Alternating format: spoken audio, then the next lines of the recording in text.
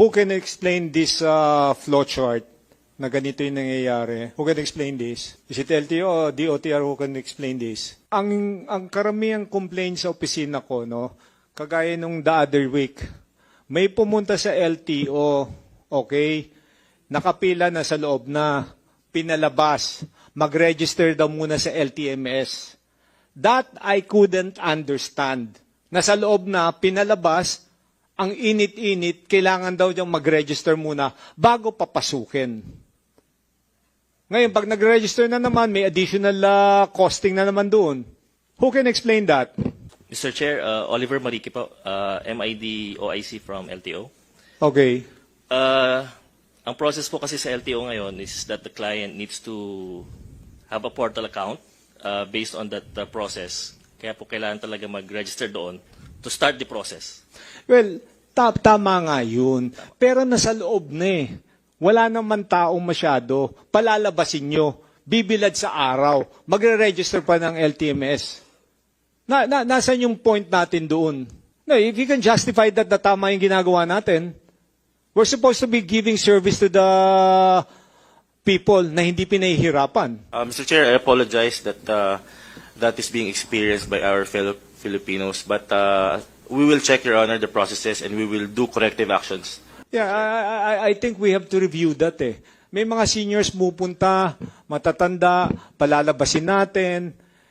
We don't even announce that eh. Kaya pupunta yung tao doon, palalabasin, kagaya ng mga ibang seniors, hindi man sanay mag-computer yan. Walang wifi yan. Tapos i-require natin, LTMS, nakapila na doon. I don't see the logic there. Tama yung sinasabi nyo kung fully aware ang tao. Before going there, nakapag-login and everything, nakalagay yung oras, nakalagay yung dapat pupuntahan doon. Pero mere fact nandoon na sa loob, palalabasin natin, ibibilad doon sa araw. You know, I don't totally agree with that. The committee doesn't agree with that. Pinahihirapan natin yung tao. Who can explain this? Sir, we will check the process. Most likely, these are being undertaken in the district offices, sir. But we will check and review our existing process and make the necessary corrections, Mr. Chair. You know, dapat ang ginagawa natin din dito to, ang dami natin applicants parate. We should try to, shorten the process. And always ang burden nandun sa mga tao eh. Yung iba hindi naman sanay talaga sa ganyang proseso. So, I want us to look at it and see the things that we need to remove it na para hindi naman masyadong nahihirapan na. Yung application fee dito is will be deducted from the license.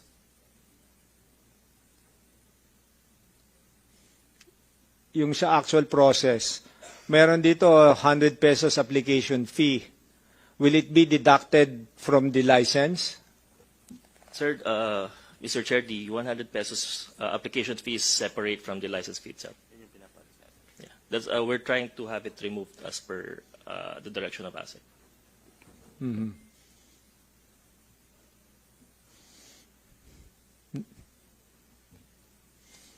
Next slide, may comment ka? Sige, next slide.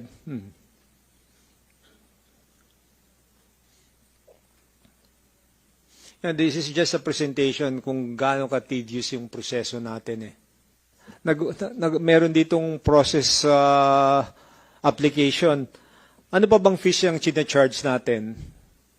Aside from the application fees, ano pa bang mga charges natin? Mr. Chair, the other fees that are being shouldered by the client is yung TDC and PDC fees. Yung para sa driving schools po, sir. But sa LTO po, yung driving fee lang, ay yung license card fee and the application fee na 100 pesos. Sa LTO, gano'n lang po. Okay. Next, i-ano nga natin, next slide. Sa pagbumagsak pala, another 100 pesos na ma-application fee. But anyway, like what you mentioned, tatanggalin na yan. Yes, go ahead. Sir, if I may just make a manifestation. Sir, presently, those are the steps or the process that is currently being implemented in LTO. But in accordance with the 7-point agenda or agenda of our Assistant Secretary, we are trying to cut down on the process and reduce unnecessary expenses, sir. So maybe in the coming months, we will come up with a new citizens charter to benefit the public, sir. Okay, thank you. Next slide. So, same thing then. Next slide. Nasaan yung ano, yung sa, di ba yung sa mga payment? While waiting, no, di ba we made the motion ng LTO, Stradcom, Dermalog, magkakaroon ng meeting? What transpired with that meeting? Yung ED? Yung commitment na meeting between LTO, Dermalog, and Stradcom. Dahil last meeting, nagtuturuan eh. Sir, that meeting has not yet transpired, but separate meetings have already been No. conducted. Kailan may huling hearing natin dito? Feb 4, you assured this committee that magkakaroon ng meeting niyon within that week. Sinong ayaw magipag-meeting sa ganon?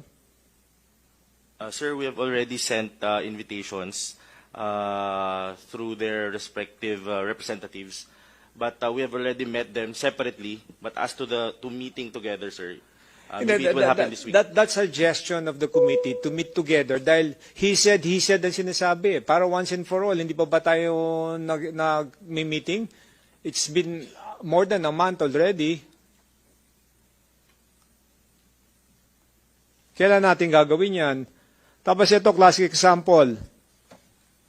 Computer fee, medical exam, miscellaneous fee. Saan napupunta yung mga payment na to? Ito yung sa supposed to being medical checkup. Sir, as far as the LTO is concerned, those fees do not go to to the government's coffers, but I believe they go directly to the third-party service provider, sir.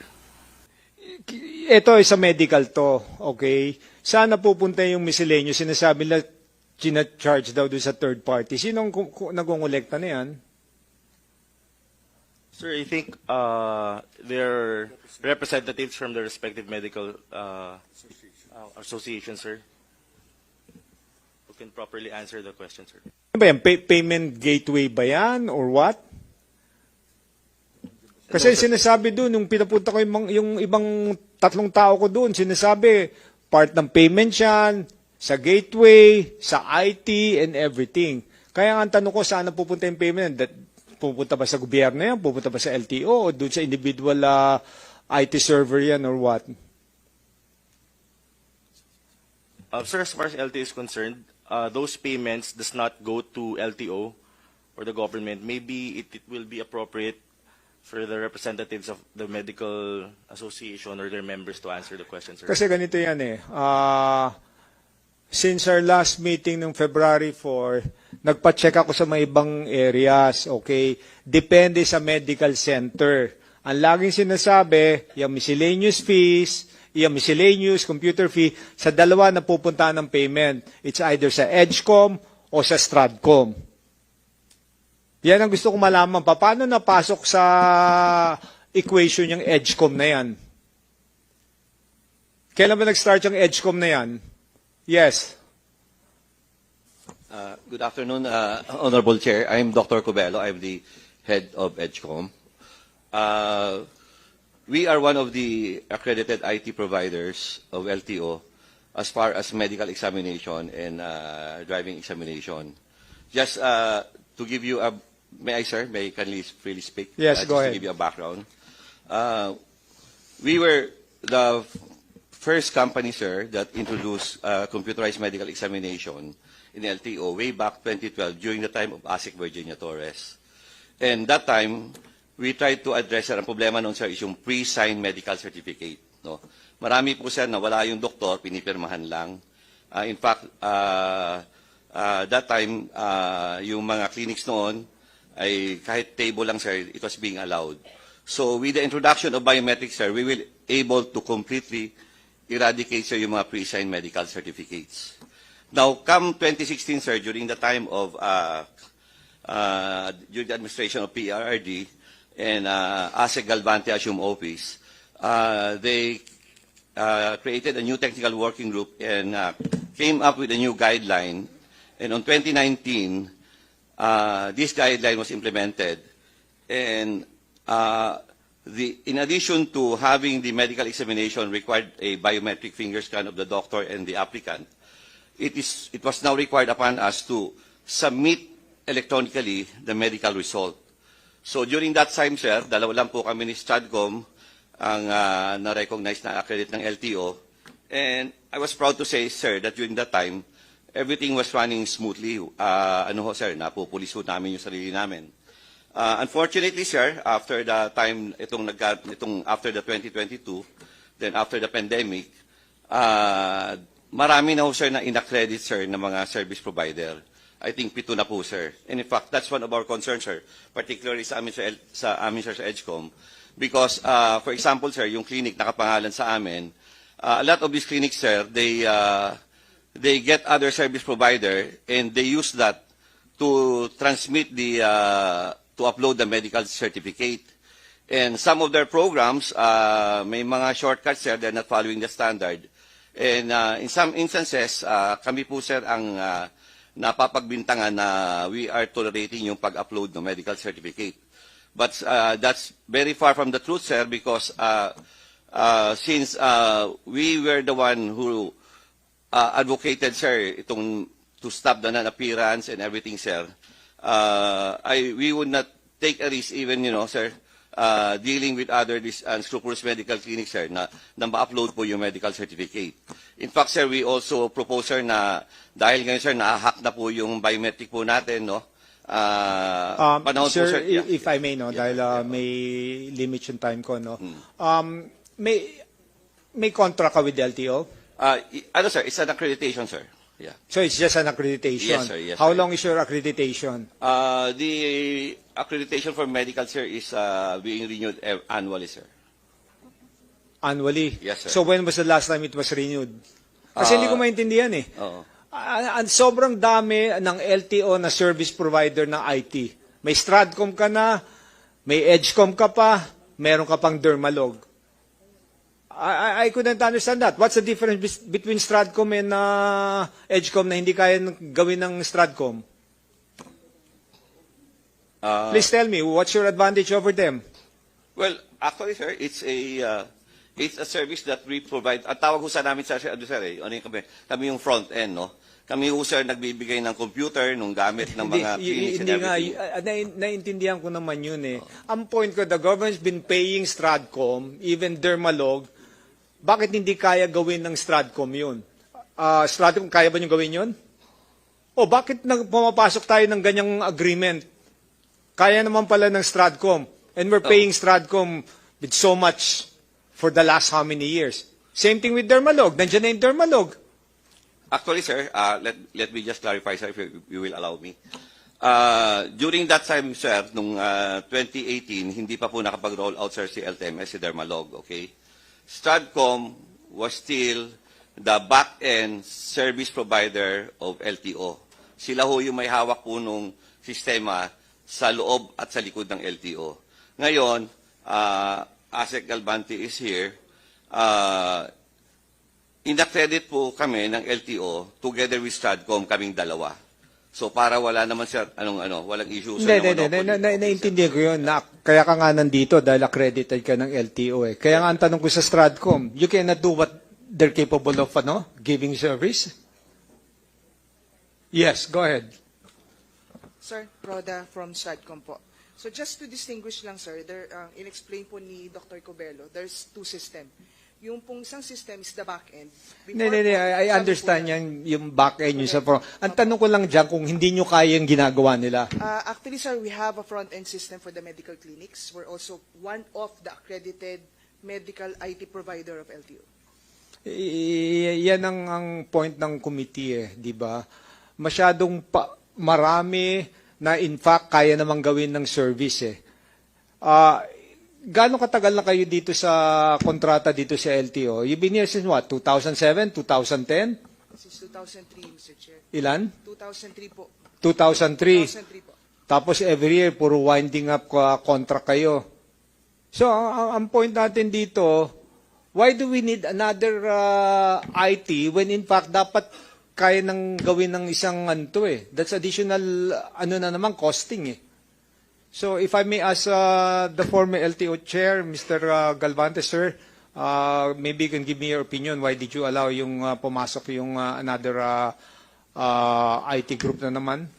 Good afternoon, Mr. Chairman. Good afternoon, everyone. Ma-explain ko po.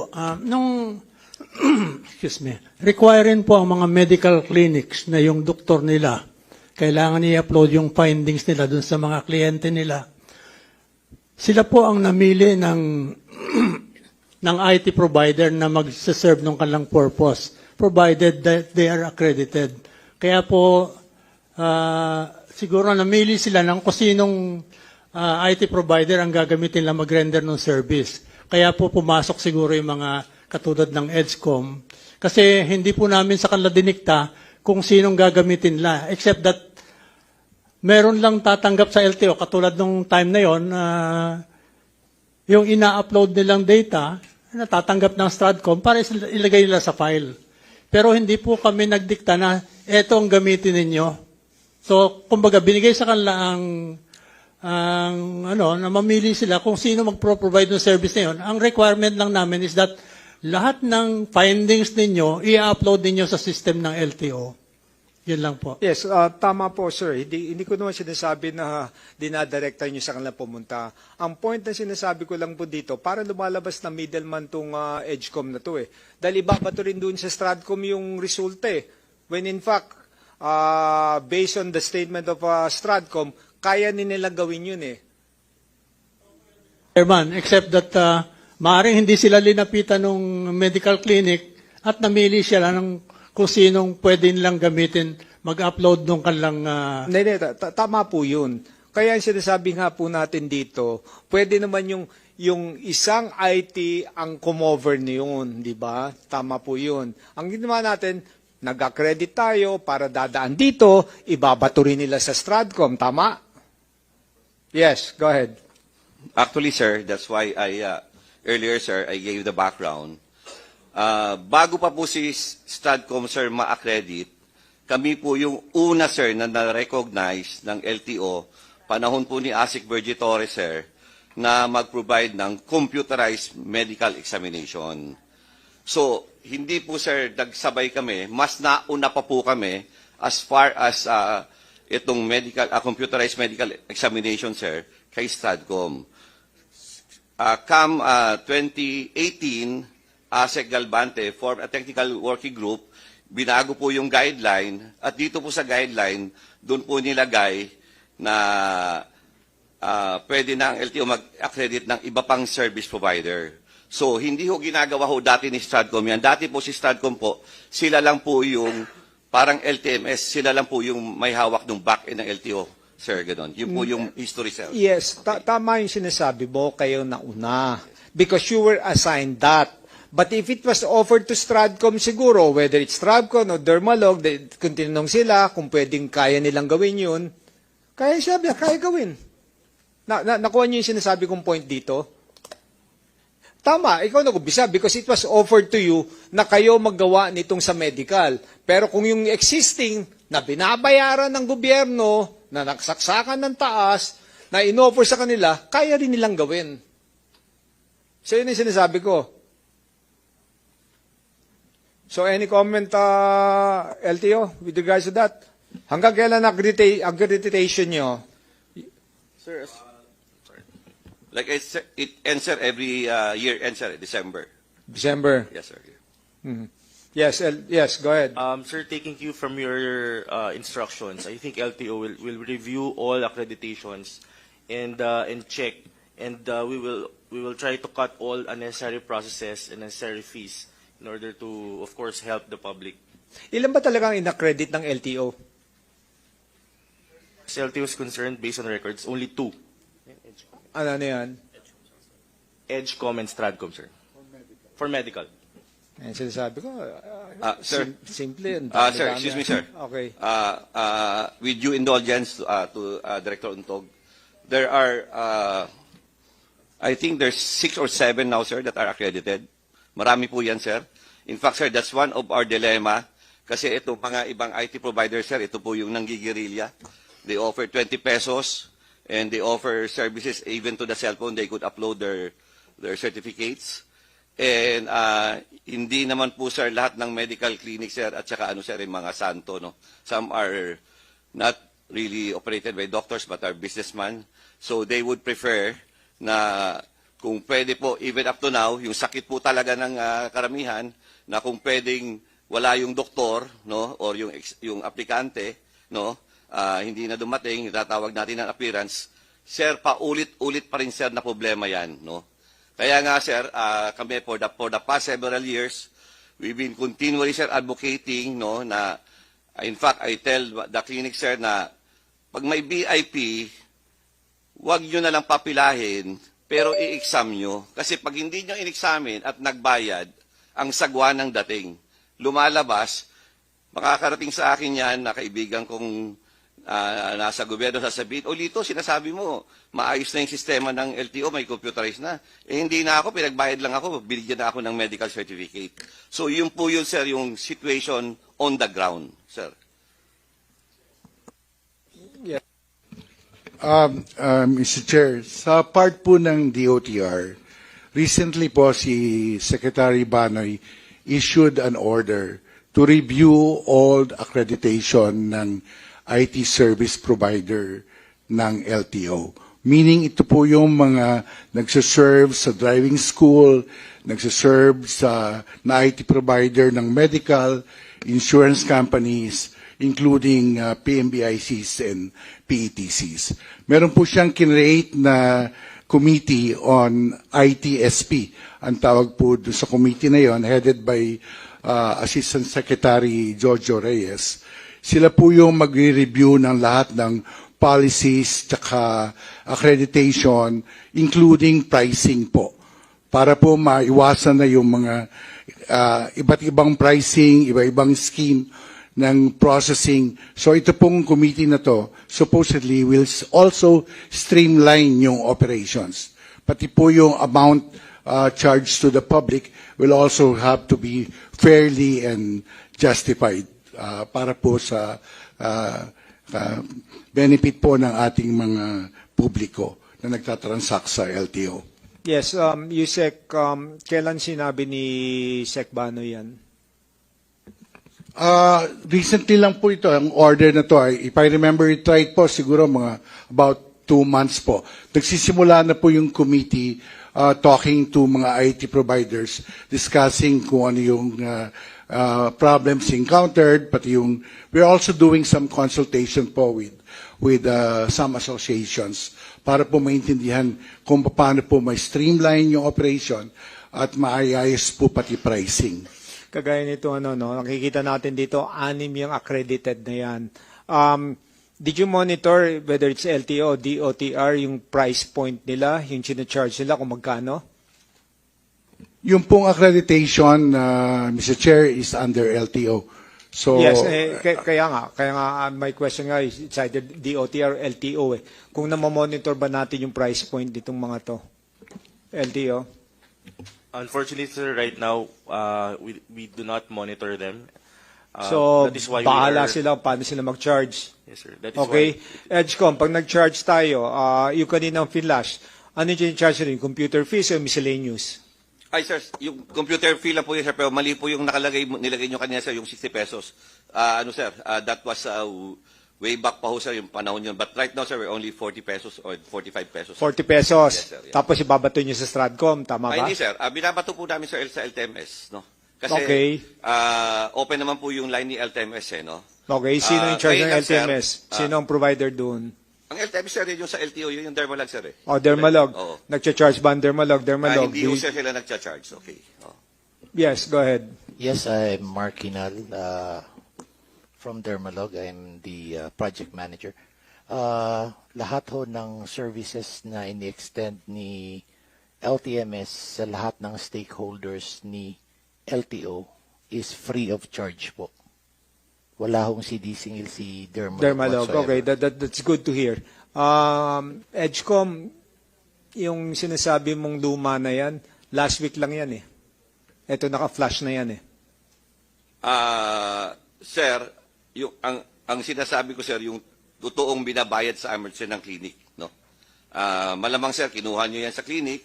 But kami sir, even now, because we're having difficulty now sir to compete in the market because yung other service provider nga sir, they're offering 25 and 30 pesos, allowed pa yung non-appearance. Yun po ang CAMO nila.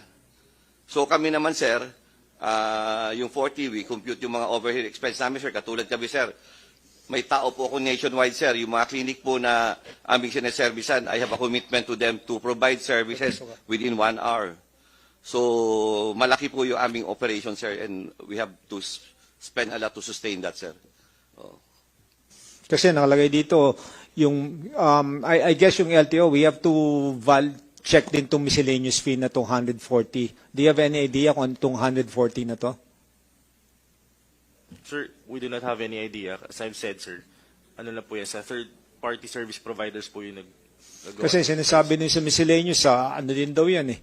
Charge din daw sa parang IT rin yan eh. So this is rampant sa lahat ng mga medical clinic na may computer fee na may miscellaneous fee pa. Kasi ito, last week lang to eh. Pinapunta ko yung staff ko dyan eh. Congressman Mon. Yes, thank you, Mr. Chair. Dahil ito, it's more on the driver's license, isn't it? Yes, yes. Okay. Ang concern ko naman, Mr. Chair, is ngayon, recently lang, I would like to ask LTO sa mga insurances, yung mga TPLs natin. Now, before, we have the authentication para ma-authenticate natin itong mga insurance companies na to are legit or what. Now, recently, Mr. Chair, there is another fees na naman na i-charge, and I would like to ask this to LTO. Sino ba nagbe-benefit dito on the validation fee? May validation ulit, which is 60 pesos.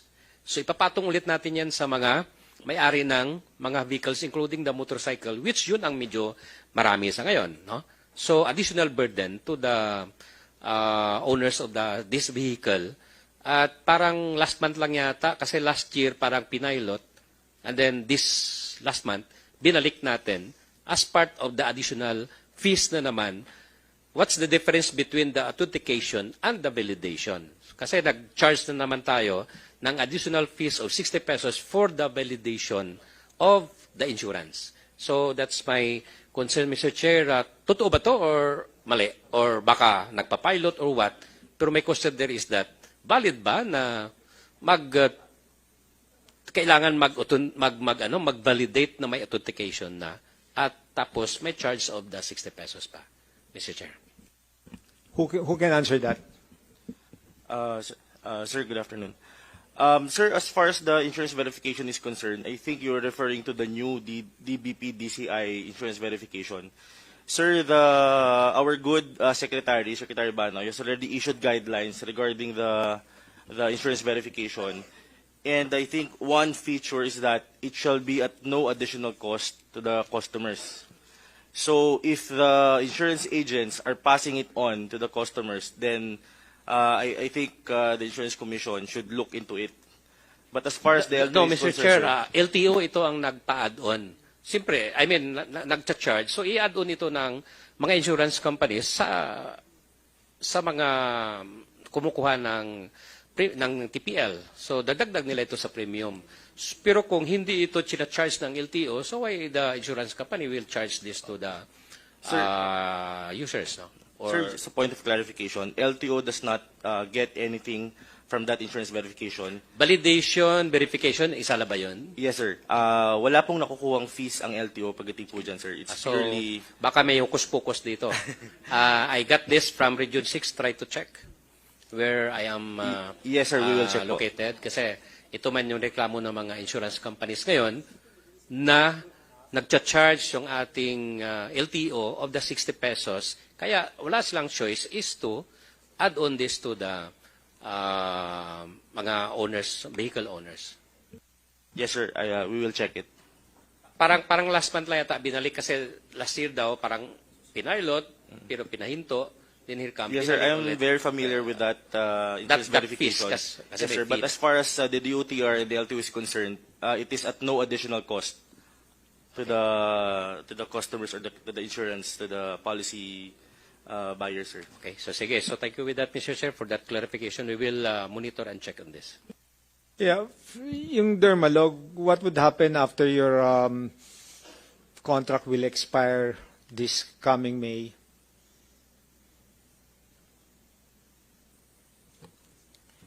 Actually, sir, we are waiting for the decision of LTO on what will happen because we already said our intention that we would like to extend our services in the maintenance of the software. LTO? Sir, for the LTO, the request is duly noted, but unfortunately, there's been no budget has been allotted for the maintenance of LTMS.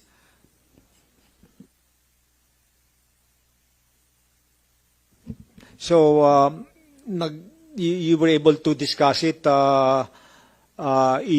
with Dermalog, the plans for this ending of contract this May? Sir, we have not yet discussed it in detail, but in the coming days, yes, we will have a meeting. Do we still owe them?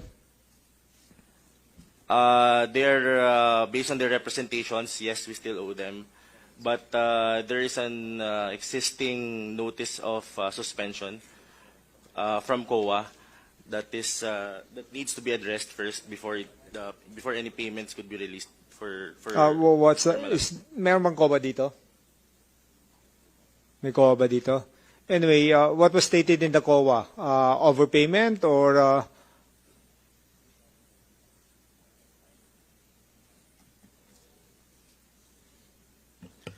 Sir, I think the notice of suspension is because of the milestones that has been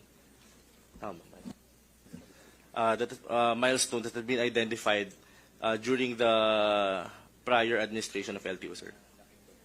So there are lacking documents that needs to be submitted. Dermalog has lacking documents. Dermalog, can you answer that?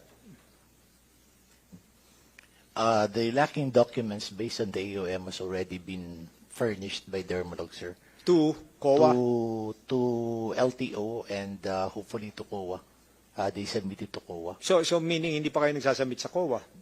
Meron na, sir. Actually, the notice of suspension was also answered by Dermalog. We just don't know what is the result of that. We still await for the result of the notice of suspension. Was it because of overpayment from the government? There were some issues, clarifications, but we cleared out that there was no overpayment to the government, sir. Okay, LTO. Sir, as far as LTO is concerned, we are just waiting for the clearance from COA. If there would be a lifting of the notice of suspension, I think LTO will have no problem releasing payments. Based on your computation, how much do we owe Dermalog if ever we do owe Dermalog? Sir, based on their billing, it amounts to 1.2 billion pesos, sir. More or less. Ang kulang. But we made an upfront payment. What was the initial payment?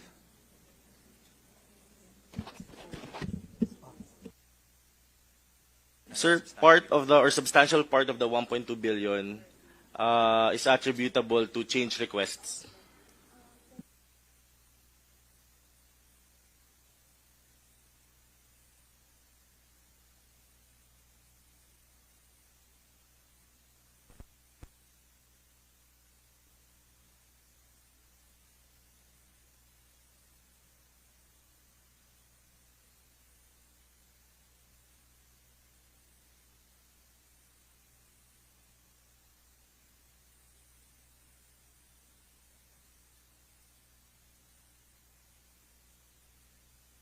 Okay, sorry I was talking to COA. No?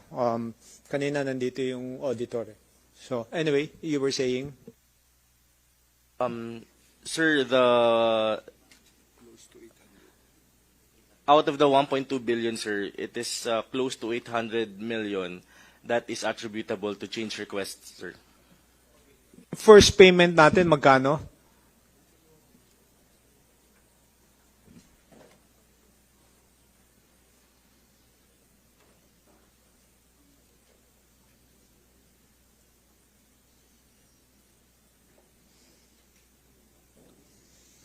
Sir, based on record, for milestone 1, I think we've already paid 1.1 billion and 66 million pesos, sir.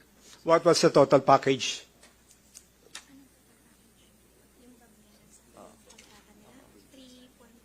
Sir, 3.1 billion. So, kulang pa tayo ng ano?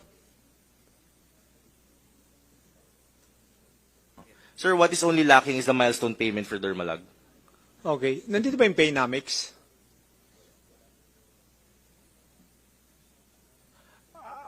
Ano ba yung Paynamics na yan?